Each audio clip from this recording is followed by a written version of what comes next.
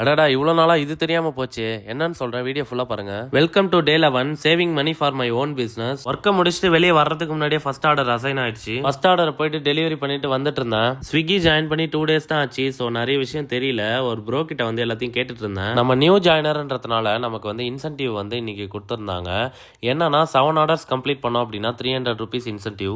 பாத்தீங்கன்னா மால்ல வந்து ஆர்டர் எடுக்க வந்திருக்கோம் வாவ் சைனால. 7th ஆர்டர் கம்ப்ளீட் பண்றதுக்கு மால்ல வாவ் சைனால போட்டிருந்தாங்க. போயிட்டு பிக்கப் பண்ணி கிளம்பிட்டேன். ஆர்டர் டெலிவரி பண்றதுக்கே 12 o'clock ஆயிடுச்சு. இன்னைக்கு ஒரு 37 கிலோமீட்டர் கிட்ட வந்து டெலிவரி பண்ணிருக்கோம். இன்னைக்கு நம்ம எவ்வளவு earn பண்ணிருக்கோம் அப்படின்னு பாத்தீங்கன்னா 190.